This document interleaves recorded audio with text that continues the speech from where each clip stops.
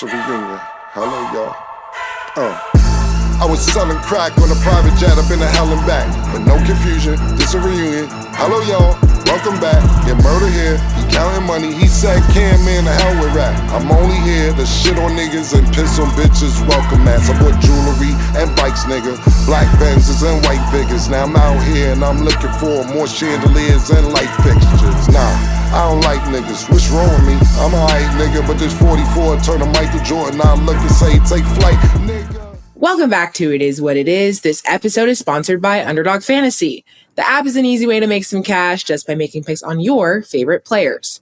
Underdog is available in more than 30 states, including California, Texas, and New York, just to name a few. Make sure to support the show by hitting the link in the bio and downloading the Underdog Fantasy app. They'll also match your first deposit up to $100, and you get a special pick when you sign up. I'm Treasure Wilson, aka Stat Baby, along with your host, Mase, and with our analyst today, Maurice Clarett. Stat, do that again. I didn't like that. Let's hear it again.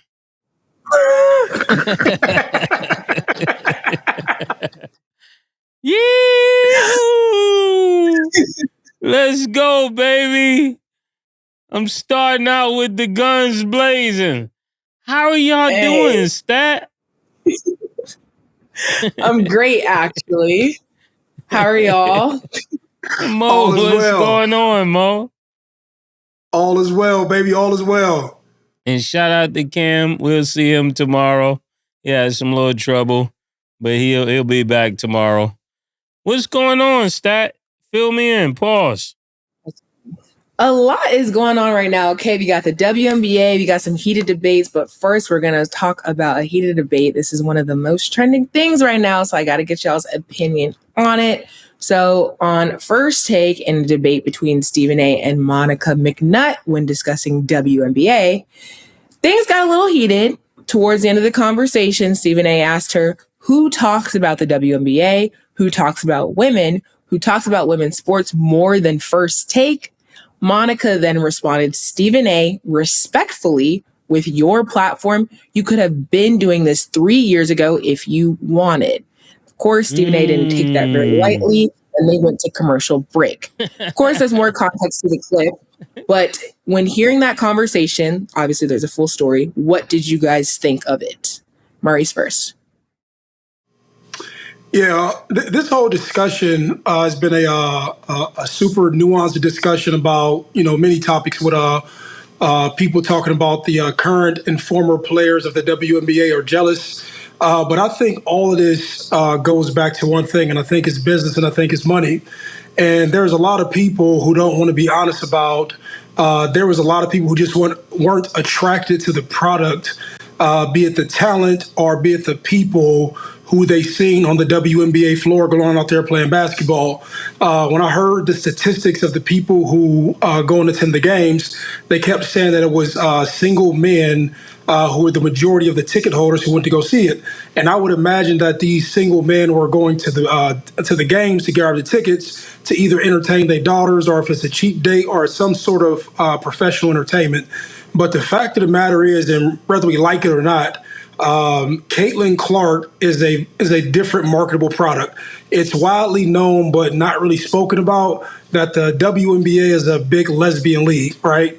And no matter how you cut it, no matter how you slice it, everybody isn't open to seeing masculine and aggressive women play basketball. Whoa. What we're not gonna do on this show. No, what we're not going to do on It Is What It Is, before it turns into It Is What It Ain't, we're not going to bash the WNBA. So I'm here as a host, a consecutive host, to say Maurice Opinions does not represent the brand of It Is What It Is, but continue on. So let me. I have to put that disclaimer out there. Hey, listen to me. No, look. So first of all, I respect you put the disclaimer with it, right? Yes. And I should have framed it in context that. Okay, let me have another discussion, right? What was the beer company? Bud Light, right? Remember when Bud Light had came out with the transgender guy or girl or whatever it was that they had promoted and they aligned it with their product? They Mm-hmm. basically drove sales down on the beer because the mass public wasn't open to that. Now, I'm not saying whether I agree or disagree, but I'm talking about it's the same thing with the WNBA and sponsorships, right?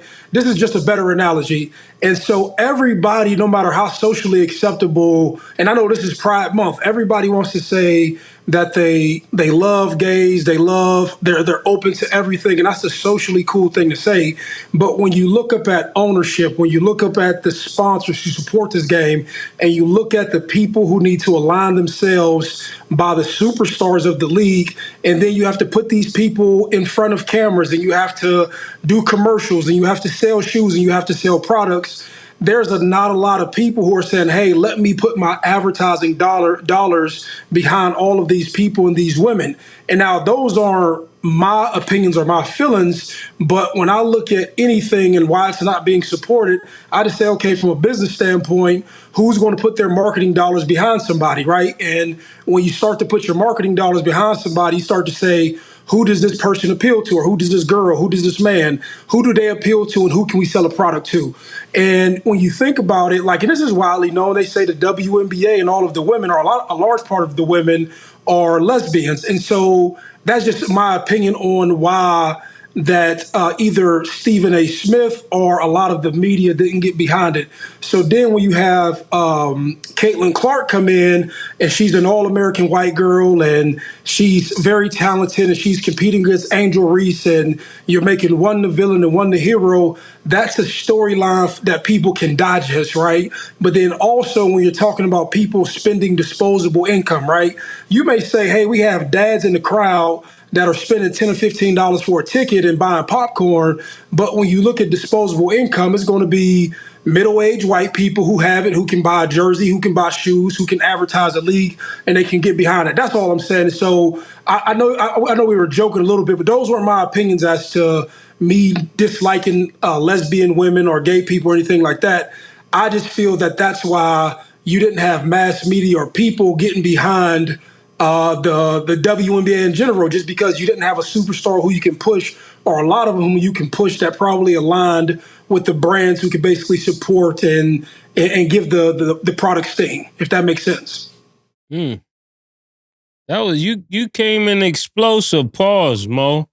That was really crazy. I mean,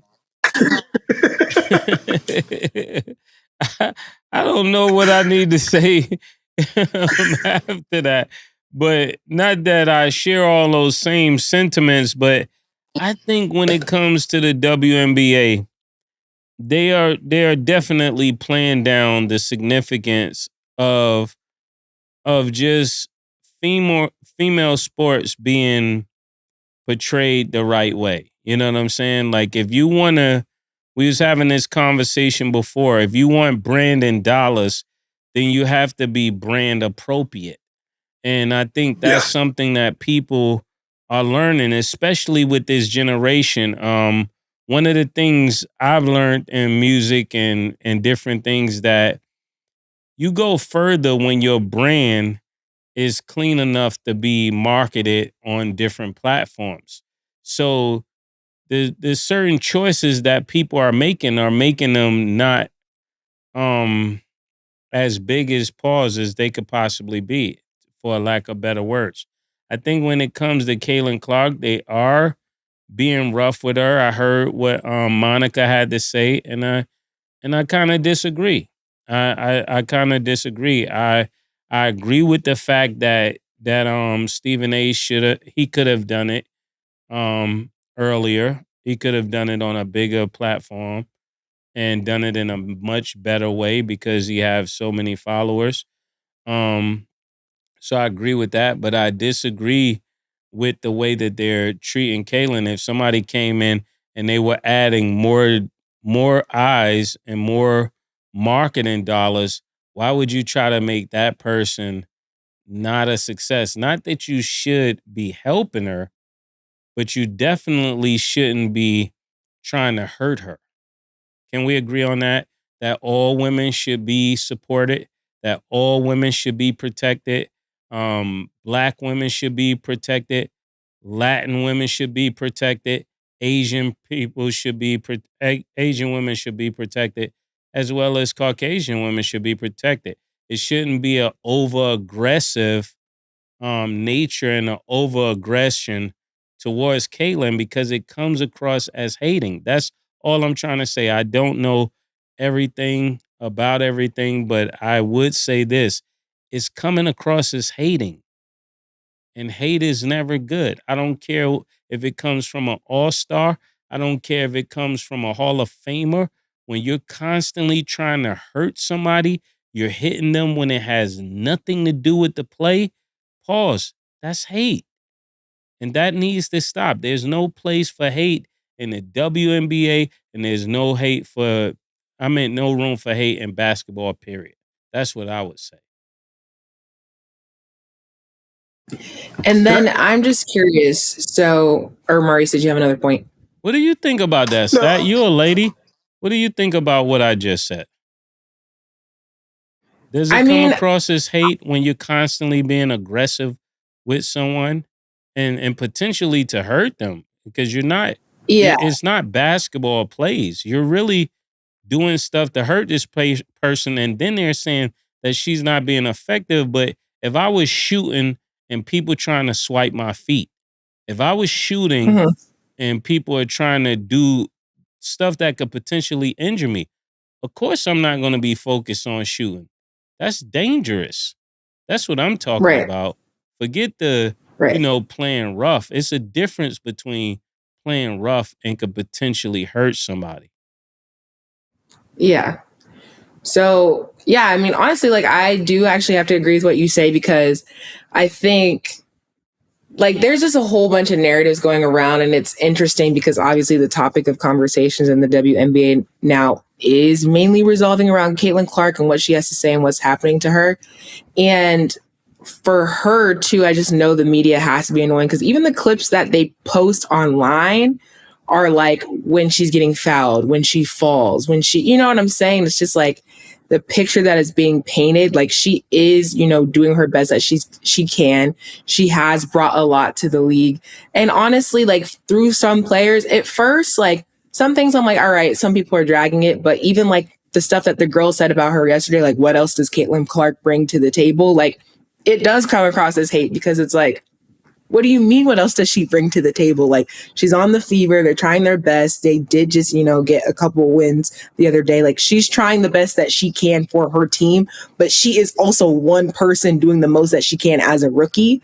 Not saying that the other teammates aren't contributing, because they are, but I just know how it looks. And I just also want to clear, because when I say my certain comments and get asked certain questions, people think that I'm hating against Caitlin Clark. I have no hate against Caitlin Clark, because she's brought so many eyes to the league and made me tap in more, way more than I was before, because I wasn't really introduced to the league as much until her and Angel Reese crossed over. So I do want to make that clear. That was never a secret that I started watching more because of them. And that's the facts. So people are going to feel some type of way about that, but that's just what it is for some of us. But that's also why people who have been tuned in feel some type of way, because, there are newer people tuning in now because of things like that.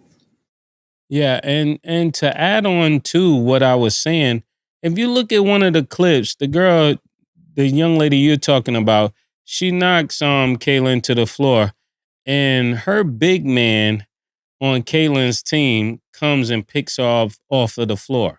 When people are together, you would tell the other person to chill out with what they're doing to your star player. That's what was supposed to happen here.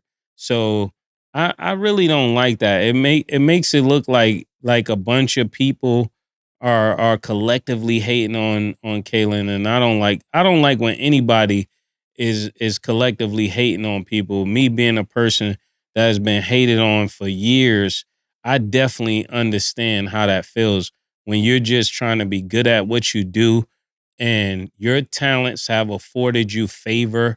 Your talents have afforded you certain notoriety and perks that other people are benefiting off of, but secretly behind your back, hating on you because you were chosen. You didn't ask to be chosen. You just did the job so well that people decided to put marketing dollars behind you. So I definitely, maybe I'm a little triggered by that, but I understand what she's going through. And then Maurice, did you have another point? Yeah, I was going to add on to the piece where Monica had like she kind of sneaked this Stephen A. when she said respectfully, you could have done this, right? And I think that for so long, Stephen A. becomes like the Caitlin Clark of the media space. And, he's had the loudest voice, he's had the biggest platform, he's made the most money, and he's on TV every day in everybody's face, right? So naturally, when you're one of the biggest voices and you're the black person, right, you're naturally going to say stuff that people just don't like. And no matter, just like what Mase say, right, he may award these other people his platform. They may come on that platform and get shine and get notoriety and everything else, but they may hold a secret resentment or something towards him. And so when she said that respectfully, like even when somebody says something to me respectfully and they followed up with a diss, like I was like, yeah, you said respectfully, but I still take it the way that you said it. You know what I'm saying? And I'm pretty sure that he was like, yo, there had to be something else there for you to say that, to try to diss me in the context of what was going on. And I think that she may have been holding on to that, just like a lot of people may have their gripes towards Stephen A. And they, excuse me, and I'm not to say that people have to agree with everything he says, but that felt a little bit more personal towards him. And I seen that, she got a jab out of that. And oftentimes, like when people get jabs at other people, like these things may be cool for your friend group, but also be mindful of the person's platform you're on and who's allowed you the opportunity to do what you do, right? And these are just like social laws. As smart as that woman may be and as articulate as she sound, sliding somebody or sneak dissing them on their platform. Even though I know it's ESPN, but people come to First Take to watch him, and so I just thought that wasn't tasteful. But that's just my opinion. That's kind of interesting, Mo. That's really kind of interesting, because what you're basically saying is, I don't want to put words in your mouth. Pause. Respectfully, are you saying that she may be fired? What are you getting at here? Nah, but he can cut her water off. He can definitely say, hey, man, like ESPN is no shortage of talent, right? Mm-hmm. ESPN, he has leverage. He's put his time in. He's made himself as valuable as he is for 30, 40 years. I don't know how long he's been in the journalism space, and he has the leverage. So that means that if you have a Stat coming up and he wants Stat to join him as a co-host, or if he wants anybody to sit in that seat, you don't have to kiss somebody's ass, but you don't have to, disrespect what they call it. Yeah, you don't have the Freudian slip, the slip of the tongue.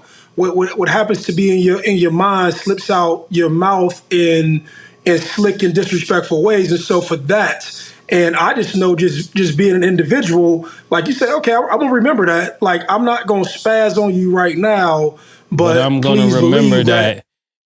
Don't take you anywhere important, because you may slip out the mouth. Pause. Yeah, 1,000%. 1,000%. And I'm just saying, like, but you don't have to kiss somebody's ass and play a game, but you do have to understand social dynamics. And there's a time and place for everything. What goes on in your head, you might have to deal with that yourself. But trying to, like, I've seen people make jabs just to get laughs from their friends, not knowing they fucking themselves over. That's what I'm talking about. And I've seen that in life a whole lot, where I think people do that a lot. I think people do that a lot, especially on podcasts and media and stuff like that, that a lot of times people are saying things that are going to close doors for them in the future, but they're laughing now. And somebody may say, you're talking about yourself. Well, I'm not talking about me, because I am very calculated when I say certain things.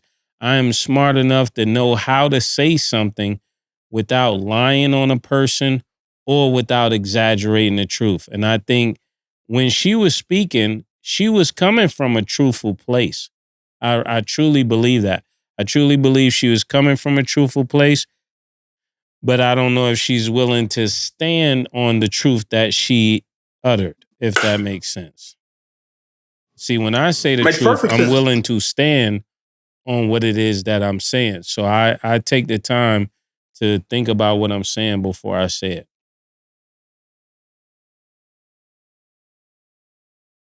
Yeah, honestly, I have to agree with both of that. And it's like, I know she said how she felt, but I also feel like in that situation, it is true. Stephen A., I don't know the exact logistics, but did give her the opportunity. I feel like if it's a place where Stephen A. felt disrespected, that's a conversation that has to be had between the two, because at the end of the day, like, that's, if that not hurt his feelings, that's not the right term, but if he felt like, I felt like you came at me personally, that needs to be spoken about between them, because, she has that opportunity.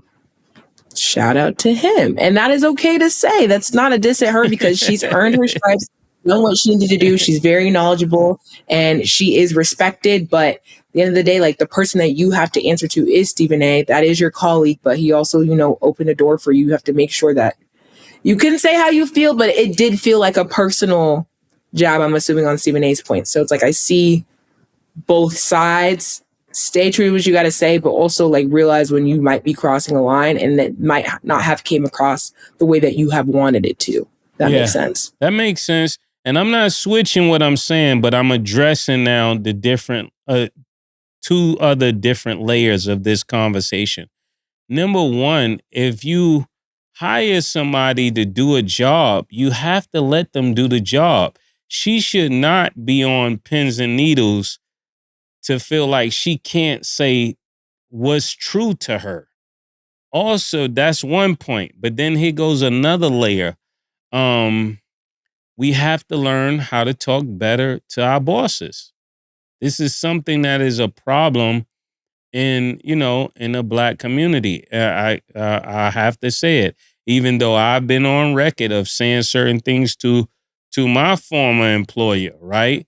But it took me 20 something years to even say that. And I only said that because I was no longer an employee. Now, as long as I was an employee, that's not a conversation I would have. I'm smart enough to know that certain things, like Maurice said, you have to internally deal with that in your head and find the right words to use that a person can receive what you're saying. Because if what you're saying is so truthful that you don't find the right words, it could lead to your termination. But back to you, Stat. This is a great convo. And then there is a second part to this before we move on to the next subject, because I'm interested in you guys' thoughts. So basically, Stephen A. backtracked on the conversation on his show, and he basically explained that of Monica because of her being on First Take. So he said, quote, "Ladies and gentlemen, I am the executive producer of First Take. You ever heard of Monica Mcnutt? You have now, because she's on First Take a lot. Shanae, absolutely wonderful, spectacular basketball analyst. Ask her how it's been to be on First Take. How about Andrea Carter, who's a rising star in this business? How much do you think First Take helped that? What about Kimberly Martin? What about Molly Q?" So what do you guys think of Stephen A.'s response and basically him saying, you've heard of Monica Mcnutt because of me now, and then, him backtracking on it on his show to explain further? Maurice first. Yeah, he basically had to let his nuts hang on people. And we don't like when people talk like this all the time, because you want your employer or your boss to be humble and socially acceptable. But he felt that she stepped out of line, and he had to let her know, like, yo, like, you're getting camera time, you're getting direct messages, you have people feeling you, and you're starting to get aside and beside yourself, right? But please believe how, not that I've made you, not that I've made you smart, not that I've done any of that, but I've definitely had a light that was shined on you that you didn't have before, right? Mm-hmm. And I respectfully said myself, right? That's why I always tell Mason Cam, thank you. They didn't make me, but they damn sure made a whole lot of people pay attention to me who weren't thinking about me before. And same thing with you, Stat. You know what I'm saying? And it's like, it doesn't make you less of a person to say somebody assisted you with something, But when you start to function outside of like the things that have created you, you put people in the space to say like, yo, my man, I'm not trying to throw this in your face, or to these women, I'm not trying to throw this in your face to say, hey, I did that, because this ain't that type of party. But like, my nigga, don't disrespect me on my own platform. Like, make your point, talk about Caitlin Clark, talk about the WNBA, and talk about all those things. But the fact still remains that Stephen A. and you could have done this 3 years ago doesn't make sense, right? Because he could have then stepped back and he could have said, you know what, I know we're trying to push this conversation forward and trying to have it real fast before we have to move on to the next subject. But what he really wanted to say is like, the shit wasn't making dollars. Like, they don't pay me to talk about like this because the sponsorship dollars doesn't support what it is that you want me to talk about. Just because you're passionate about it, these leagues lose money. That's why the NBA subsidizes them. Like, so he should have had that conversation. And oftentimes we don't have conversations with people about the reality. At the end of the day, shit is business. And if you're losing money, there's nothing to talk about. Like, no matter who loves you, no matter whatever it is, it's just, if you're losing money, you're a losing proposition. Who the fuck is going to support this? Nobody. You know what I'm saying? And I'm not dogging the WNBA, but Stephen A. should have a second part to this. Bring me on Stephen A. and let me start to talk about the business of it, because if it, like, people need to deal in reality. That's what social media has definitely done. We deal in these alternative realities, but at the brass tacks of it, your reality is what bills you paying, what mortgages you paying, what rents you paying, what responsibilities you have. And the things that help you to take care of your responsibilities will always get promotional dollars. If you a losing proposition, don't nobody want to fuck with you. And that's like my stone cold, it is what it is truth right there. But that's my opinion. Okay, now here go another opinion though. On this same topic, when you think of this, we must not say we're empowering women and then we don't allow them to say what's true to them. There's no such thing as empowering a woman if you're not going to let her say what is true to her. Now, another thing I'm thinking about, because I would think about even with Stat, right? Let's say something is bothering Stat, and she came and said, hey, Mase, this is this. Well, then we have to have the conversation, and she's right there to attest of it from her perspective. Because if you're trying to make her feel comfortable, then it got to be what makes sense to her. If you're trying to just, shift your weight around, then you're not really empowering her. You may say you're empowering her, but let me finish, because I let you fly off. Now this is pause. This is another thing that I'm thinking about. I think her statement, if that's viewed out of pocket, then what he did would be out of pocket, because you can't teach humility while being boastful.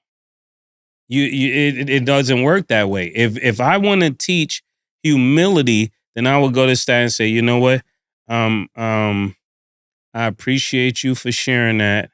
Not, hey, yo, I'm the boss around here. You know what I'm saying? If I say this is what it is. No, that's not how I'm gonna go to her. I'm gonna go to her and say, you know what?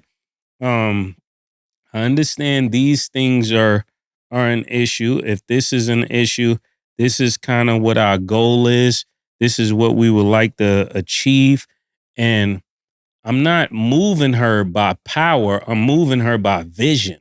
When I cast vision to her, then she can see that what I'm saying is going to be to her benefit.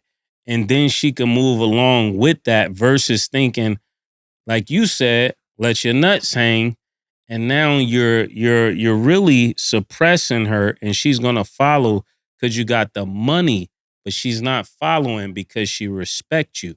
That's why she said respectfully and then let out with what she said. And I know in my household, or with this particular brand, we have mutual respect, and not respect just because I'm the boss. Each time that I'm walking or I see Stat somewhere, I'm going to say, hey, Stat, you know what? You can kind of be doing this, and this will help you over here, and this will help you over there. And if you're constantly building her with vision, you don't have to let your nuts hang. She's going to see the plan that you're saying as a great plan for everybody, because she sees how it benefits her as well. And that's the job of an effective communicator. So if you want humility, the leader have to lead with humility. I don't get upset if she's late. I say, you know what? I gotta do better. Is that right? Is that right, Stat? I do want to add though. I do want to add. Is that right? Am I capping or is that right? Yeah, no. He's not capping at all. Right. And I love that you explain this because perfect example, right? Like you said, I have the opportunity to tell my truth the same way that you guys do. People swear up and down, ooh, Stat must be mad. She didn't like that answer. Da, da, da. Like, if I truly felt uncomfortable, disrespected, didn't disagree, and then this is also the difference. I have a great relationship where I can come to you all and say, like, hey, I don't really know how I felt, which doesn't really happen often because I'm truly like, this is an open discussion. This platform is barbershop talk for a reason. It's what people would say behind closed doors brought to the surface. If there is ever an issue, this is not no fake nothing. Like, I can come and address, I can tell Mase, I can tell Cam, even Maurice, like, I can call them and say if there is any ever an issue, something I didn't disagree with. I wouldn't wait to come up on here and be like, well, you know what I'm saying? Like, that's just not who I am. Like, we can have those open discussions. And that's why this is the most authentic podcast that you all can ever tune into. Not even podcast, show. Because this is how we really feel. Like, this is no fake nothing. Like, this is how we really feel. We can all address different viewpoints and we all respect it. No beef, no hard feelings, none of that. And you can correct it on the fly. That's empowerment. So you could say, oh, Mase, I don't agree with that. And I don't feel disrespected because I'm a firm believer of if you let everybody's truth sit at the same table, the one with the real truth is going to last the longest. That's why people say what they say. I let them say what they say, long as I can say what I'm saying. And then some people are louder, so they think they're more truthful because they're so loud. You're not more truthful because you're louder. If your truth remains on the table after you declared all this stuff, and they can declare all of this stuff, then you have the truth. But if you let them speak for 2 minutes and you speak for 39 minutes, then you don't have the truth. You're just the one talking the most. That's what I would say. Mase, so let me add this. But Stat sort of made my point. Stat saying, hey, I can call everybody individually and I can do it tastefully and with class, right? Yes. But you're also saying that you've given the space, you all have given the space that if she wants to correct it on the fly that she can. But Stat is saying, hey, how I go about my business, I can just call these dudes. There's no reason to do something embarrassing publicly. And that's what I'm saying, right? And so at the core of it, this is entertainment on a lot of levels, right? And this is my opinion, right? And I believe you need to understand before you step in any arena, what is the dynamics of that entertainment? How many times do I tell you, Mase, they don't come to the show to see me and Stat. They come to see you and Cam's relationship, and everybody else is a fixture in that environment. And if you don't get that, the shit don't work. You know what I'm saying? And so I think other people need to be honest when they get to places. When you get anywhere, be honest about what role you play in the bigger picture. That's just a bigger that thing. That might be cap though, Mo. Let me ask you something. Okay. Go ahead. Who are you? If Monica Mcnutt is on the screen and Stephen A is on the screen, who are you paying attention? Not you. I mean, you married. But who do you think guys are paying attention to? You think they're paying attention to Stephen A? Or Steve be smooth. Steve, we're not going at you, Steve. You have your attire on fire. You know what I'm saying? You got the suits and everything. But I'm saying to guys, the normal guys that are watching, they're like, that's a good looking woman. So she has value to the show. She's not just an IG model.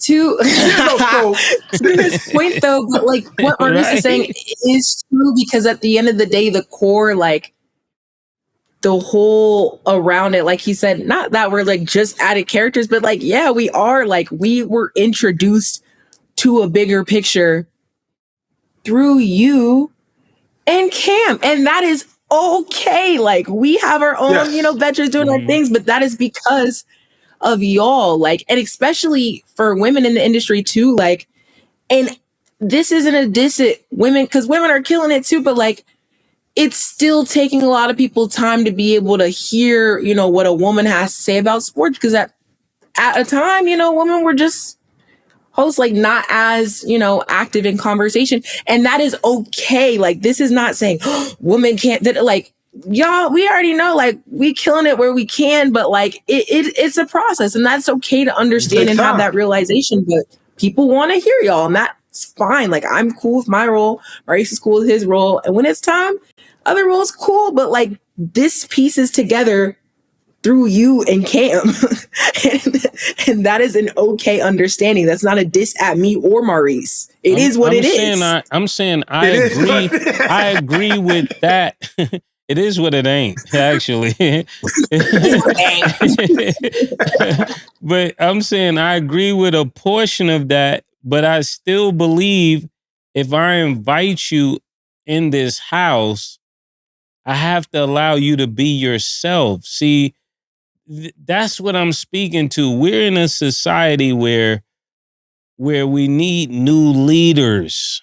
This is not at ESPN, but just overall, we have a lot of this, just pause, letting your nuts hang. We don't need no more of those leaders. We need leaders that can understand what other people are thinking, understand that even if you get out of pocket, it's not for me to get out of pocket with you. That's what I'm speaking to. Can y'all hear that? Yeah, but Mase, she's. Remember, I talked about last week when we said where are we going with media in general? Are we talking about when athletes get paid? And I start talking about a formula. Stephen A. Smith is a formula. They probably looked at his brand, looked at his analytics, and they said, as long as we put this dude on the screen, no matter who surrounds him is going to produce a result. That's what I'm saying. So me having common sense, I'm not about to disrupt the thing that I know that makes everything go. That's just me. I'm not about to do that. I've done stupid shit in the past, and I've had to reckon with myself and say, you probably shouldn't have did that. You probably shouldn't have said that. And you just learn that every person isn't to be disrespected. If you feel like you just want to disrespect everybody, like you'll have a long list of people all throughout life, right? And I know I may have said that wrong, but that's the point I'm making is I just think that if she looks back on it, she could have probably talked to him in the lunchroom and just said, "Hey man, you could have done this years ago," and he wouldn't have took it the same way or had that response that he had on his own personal show if she would have said that thing privately. That's what, like, the fact that he went and made a 15, 20, 30 minute, I didn't see it, but I've seen clips of it. Yeah. The fact that he made the time to address her that way lets you know how he felt about it. That's what I'm talking about. So you said something wrong. So I know if you were cool with embarrassing me publicly, I know when it's time to advance you. I might not say nothing with you, but hey man, did you see Stat? Let's bring Stat in this room. That's what I'm talking about. Yeah, I get what you're saying. I still stand where I stand. I think, and I'll leave it at your statement. What I'm basically just saying is that I truly believe that if let's say a woman did that to me, I don't see it as disrespecting me. I see it as she have an issue. I don't put people's flaws on me. But that just may be an opposite way of thinking. And I think that's what keeps me out of conflict, because I don't see it like that. And I'm not saying Monica Mcnutt, I'm not saying Stephen A., but let's say we're somewhere and a young lady says something. I look at it like that's her training. That doesn't have anything to do with me. That's not reflective of me. That's what she's dealing with. That's not what I'm dealing with. Are you getting what I'm saying? Or else we really haven't evolved. That's what I'm really getting at. We really haven't evolved if this is the temperament, because we're still niggas. We just niggas in suits. That's what I'm getting at. Like, and this is, I'm just keeping it real. This is why I sound so different than everybody else on air, because we're not just niggas in suits, bro. And it's time that we show people a different example. Like, for real, for real. That's from my heart, not directed at no one person. Nah, and I'm not one of them people that speak around it. If I was speaking straight to Stephen A, I would say Stephen A. So there's no need to reply back to me. I'm saying this for black men in general. It's time for us to show people what a mature black man looks like. And it's not a nigga. It's not trying to be 20 and you're 50.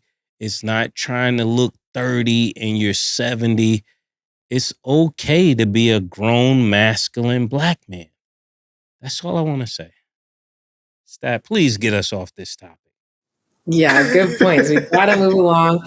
I will just add, though, Monica is a great analyst. I hope they have a conversation off the camera, because this is being blown out of proportion. Who knows? They could be both fine with the conversation, but I wish them both the best.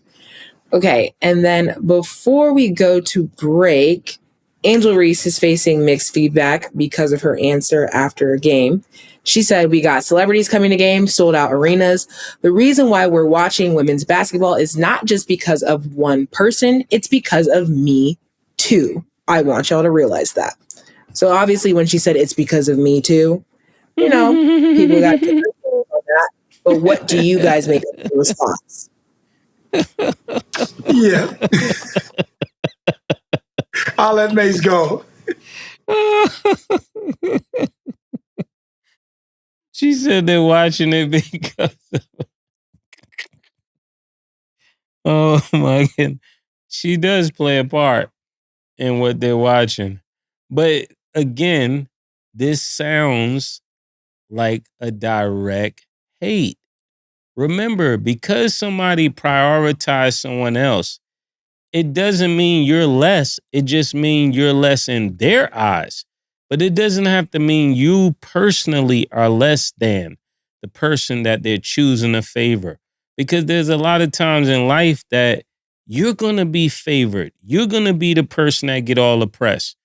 And it doesn't make you better than the other person that doesn't get the press. It just means in this particular area, this is what they choose to focus on. It sounds like we're at a place where people need to focus more on themselves, celebrate those who are celebrating you, and don't go places that you're tolerated. Go places that you're celebrated. That's what I would say. But don't take it out on other people because they're getting more attention, more likes, more money, or any of those things. Because every time you do it, you're going to sound like a hater, no matter who you are. Take Caitlyn out of this. Anytime somebody does that, it sounds like hating.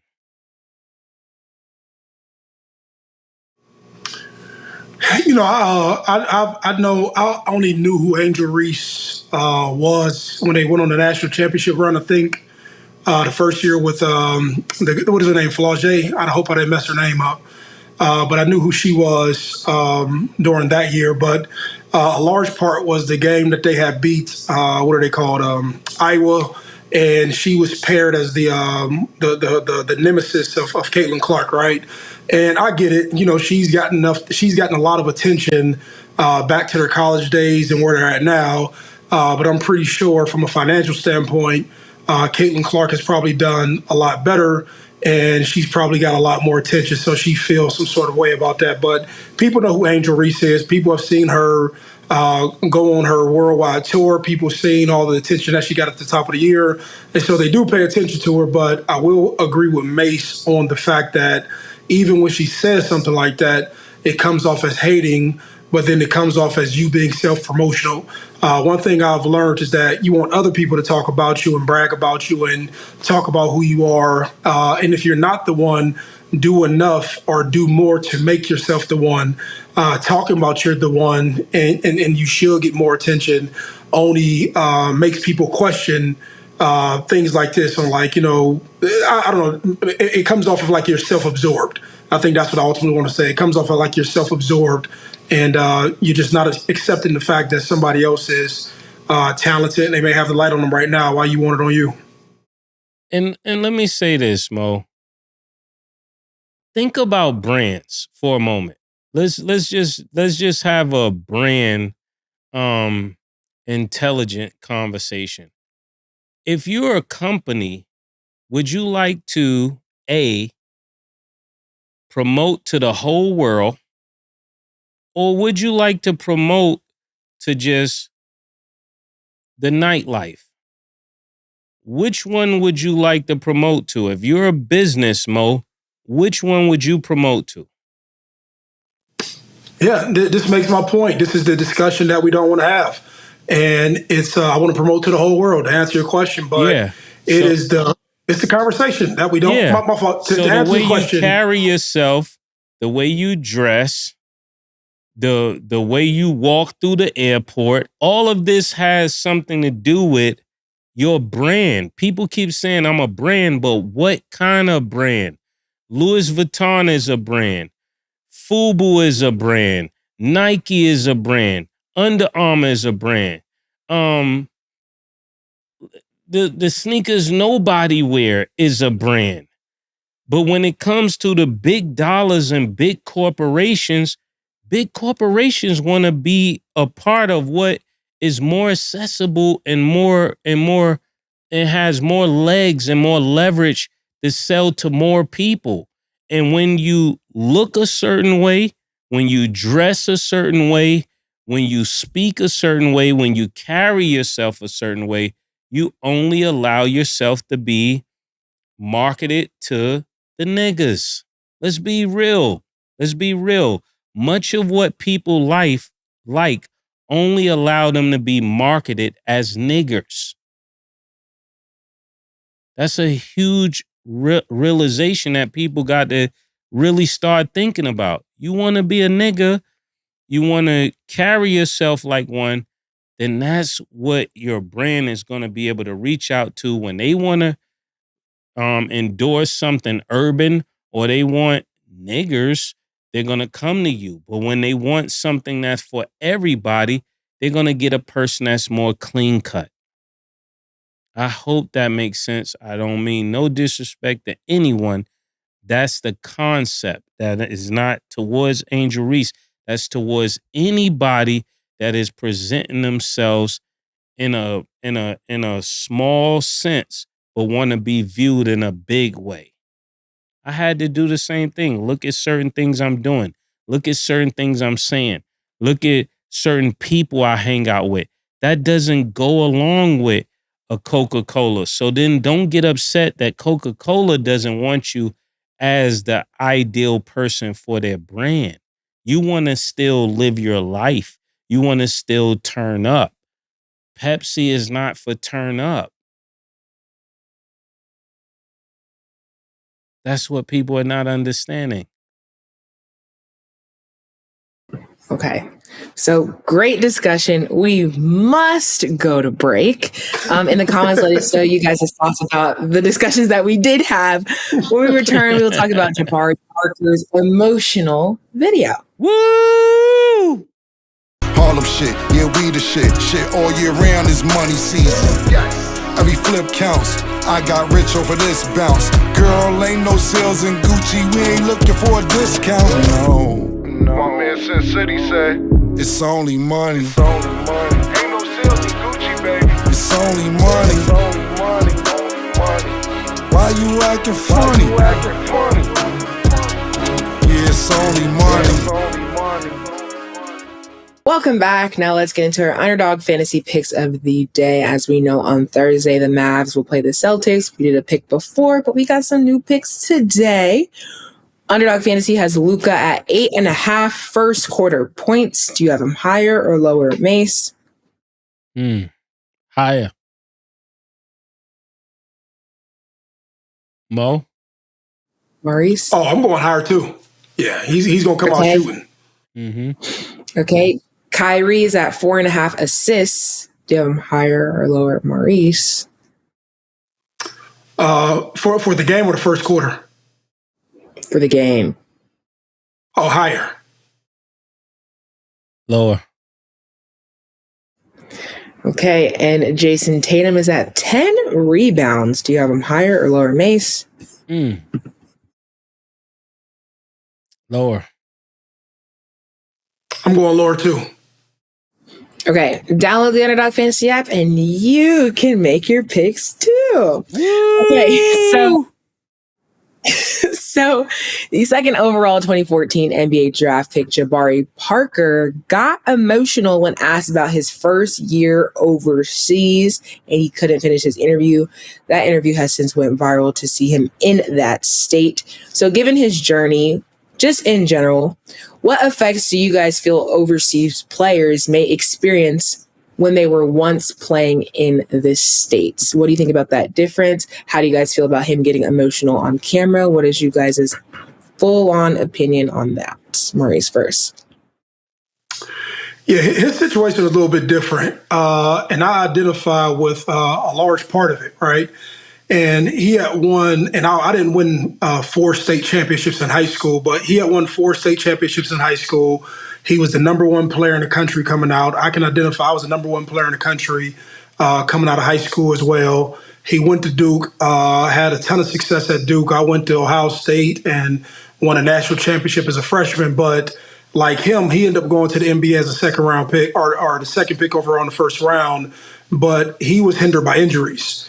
And where I could identify with where he was at with that, and it's a lot of athletes, it's not like me or him, but there was just certain parts of his journey that I identify with where something that you're doing, something that you're doing that you're passionate about just isn't working out the way that you intended. And we talk about injuries and we talk about stuff that can alter your career and people getting injured and you not end up being the player that you thought that you would be. And I'm pretty sure, Stat, I don't know if you old enough to know, but Grant Hill was like that. Penny Hardaway was like that. These were people who everybody thought that they would be spectacular players. Jay Williams, I remember when he was playing in college at Duke, and he was spectacular playing, and then he ended up getting in a motorcycle accident. And then, he's a great, TV analyst and personality, and he's transitioned, but he was one of those people. So I'm pretty sure over all these years, he's seen peers and people who he knew he was better than, he prepared better than, and you see these people get max contracts, you see these people get 2, 3, 4, 5 contracts, and he's 29 years old, and you carry that stuff as you're trying to battle through injury and battle back, and you bounce around. I think he played 8 years in the NBA, but went to like 5 or 6 franchises. And so you go through all that, and then you get out to Barcelona, I think that he's in, and just in that moment, like one thing that I think prison brought a lot of isolation, a lot of time to think to yourself, right? I think when he was in America, you're always around people. You have money, you have your house, you have your car, you have women around, you have things that can distract you. But when you go overseas and you start to reflect and you start to say, damn, am I really here playing with this guy I shouldn't be playing with? Pause. Damn, am I really here playing with below average? Yeah. So am I here playing with below average talent? And emotionally, he probably the guy just asked him a question and it's like, damn, I'm really here and I've really been holding this stuff in. And like he just had a moment. But on the flip side of that, nobody outside of your mother, your father, excuse me, or your immediate loved ones, nobody cares. And your average person is saying, hey, bro, you made $20 million. Excuse me, you've had a successful NBA career, or not a successful NBA career, but you've made above average money. So you should be grateful that you're even in the position that you're in, right? Where he may be looking at it as, I didn't maximize my potential and get everything that I was supposed to get from the space. And that was something for me personally that I had to get over because that thought constantly played through my mind. And I would have moments of solitude and feeling sorry for myself and becoming emotional and getting mad at the world or getting mad at what I didn't have. But you'll stay in that funk, man, if you just start feeling sorry for yourself or beating yourself up over what the fuck didn't happen. Yeah. Like, the shit didn't happen. You at where you at. Like, make the most of where you're at and get the fuck out of there and realize that, man, sports don't last forever. And maybe you've missed the moment where you had maximum earning potential for that sport. Like, I missed windows with football. I was in prison. I was in prison for 4 years. So my prime years, you missed it. And that's the reality that you have to deal with. But you have to get past that and move on with your life. And I hope he hears this. And I'm talking as if somebody can clip this up and send it to him. Like, motherfucker, listen to me. It ain't over. Like, you're playing basketball, you're getting paid, take what you had, use your resources through the NBA Players Association or whatever it is. Get with somebody who can help to assist you in transition to life after basketball. But sometimes shit just doesn't work out the way you intended to. Your mother cares, your father cares, your aunt cares, your grandmother cares, but your common everyday person who's dealing with life just doesn't give a fuck, right? And I'm not saying he wants people to do it, but I would encourage him to move on. And if he needed some strength, man, you can hit me in a direct message, hit me up over the phone, and I'll be happy to encourage you, bro. But pick yourself up and, continue on your journey. What if he can't pick himself up, Mo? What do you think he should do then? I think everybody can pick themselves up if you deal with reality. I think all growth and all evolving of self begins with dealing with your reality, right? Stating the facts. Everybody has the ability, and it comes to we can go back to last week when I said, what is it about you, or what is it about, like, what was the nuanced discussion when you said, where no matter what happens to me, I'm still going to believe in myself, my mindset that I can make it through. Everybody has the ability to get there. It's personal choice and discipline and dealing with reality. If you're going to say, yo, I'm going to make more of myself than the situation, or you're going to be a victim. You're going to be like, hey, man, something bad happened to me, and you're going to shop your sad-ass story to everybody, hoping somebody commiserates with you. But the people that we have reverence and respect for, those people, like, man, no matter what fucking happens, I'm going to continue to move forward, and I'm going to be inspired to reach higher because I'm dealing with reality. We don't like to deal with reality. People don't like to say shit just ain't working out. Everybody wants to tell you a lie and say, oh, man, you had all these injuries. You'll get back to being who you were. No, the fuck you won't, nigga. You know what I'm saying? Like, your body banged up. You're getting older. You know what I'm saying? Yeah. And that's just what it is. And so I'll let you go. I know I was a little long-winded, but I'm passionate about it because I've been in that fucked up state. And when you're in a fucked up state and feeling sorry for yourself, bro, time can pass you by. Life can pass you by. And motherfucker, get over it. You know what I'm saying? I know that's a harsh way to say it, but you literally have to get to the point where you have to get over it and move on with your life. That's interesting, Mo. This is really good. Pause. I think when it comes to a situation like this, number one, the way out is gratitude. The way out is saying the things you're thankful for. I think that gives you morale and that gives you strength. So if somebody's watching this, they're like, yo, I'm in a crazy place right now. The way out is really just telling yourself what's good about what's going on. If there's nothing good, then you got to remember the times that were good. That's going to give you strength. But I'm thinking about when it comes to this situation, he found himself in tears because, like you said, he didn't even think he would play again. So he definitely found himself emotional about that. And you just got to recognize basketball is not a purpose. Basketball is a talent, but it's not a purpose. And that's why people only do it for a portion of their life. But there will be life after basketball, and you got to kind of find what that is. I don't want to get too in that vein, but basketball is not a purpose. Soccer is not a purpose. It's a sport. It's something you do to entertain people. But then after you're done entertaining people, you got real life, and you got to figure that out. And you start with that, with some of what Mo said, And if you need help, Mo is there. I'm here. And if you need to be cursed out, Kim will be back here tomorrow. Had to throw my nigga Killer alley-oop. Yeah, but you know, you need some inspiration, talk to Mo. You need some counseling, talk to me. And if you need somebody to light the fire under you and curse you out, Killer will be back tomorrow, man. Like I said. That was hilarious. Okay, and then last follow-up question before we close. Just given that the video, he was clearly very emotional, how do you guys feel about that video being released? Do you guys think that the reporter maybe should have kept it? Do you think it was good to see that vulnerability from him? How do you guys feel about just that being out there now? I really think it was good that it was out there because it gave other athletes a chance to be thankful, you know, thinking about just their bodies holding up. Pause. Sometimes you got the talent, but either your body or your brain doesn't help you to achieve that goal. And I wanted to go first, so pause. So Mo, you can. I know you got something good to say. No, it's the same thing, man. I'm happy that, you know, like when Mase said that, you know, people just need to mature in general.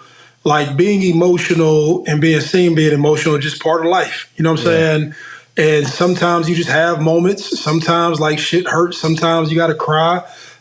Sometimes just like you a fucking human being. You know what I mean? And shit doesn't feel right all the time. Pause. And you just go through different stages of life, right? To think that, you know, just because you can, you know, get in this intense mental space to, you know, be a dunk on somebody, condition yourself to run 55 miles, or if you're playing football to combat somebody, it doesn't mean emotionally when you're trying to achieve that you don't go through some sort of like strenuous mental development. You know what I mean? So that's part of life. And so I'm pretty sure he may look on it. Like I've looked back on moments where inside of moments I've been embarrassed when things have come out. But when you reflect on them and you mature, these moments end up helping to serve you once you start living in that vein of like, hey, I'm a little bit more humble. What did I learn from this? What did this moment do for me to allow me to grow? And so I don't see anything wrong with it. But like I say, much respect to Jabari Parker. If anybody knows him, you know, have him sending, you know, parts of this show. And hopefully it encourages my man and he can, whatever his potential now is with the talent that he has in his body, I hope that he actualizes it. And I hope wherever he's from Chicago, I hope that he can leverage his celebrity or his personality or whatever it is to assist more people inside of his journey. Great points. Great discussion. Shout out Jabari Parker. We're wishing you the best. Yeah. But Maurice, thank you for being here. Mo. My man. Mavs in 6. Yeah, okay. Hey. All right. Hey, yeah. Mavs in 6. Mavs in 6. Mo, is that real pink horsepower? Are you drinking a gallon of pink horsepower? Hey, listen to me. I got a gallon. Shout out to Cam. I got the gallon of pink horsepower. Hey, I forgot to show you last week, man. And I got Ray and Claude. We got you, Cam. We got you. Got my guys Ray and Claude too. So shout out to Cam for the pink horsepower. It's gonna be an amazing day for me and my lady, you know, and move on with life. And it is what it is. That's all the time that we have for today. Thanks for watching. And as always, it is what it is.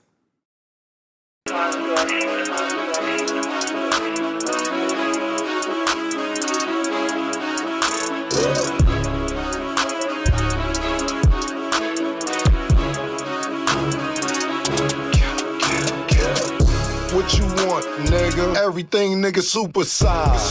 2 Big Macs, like when they doing them 2 for $5.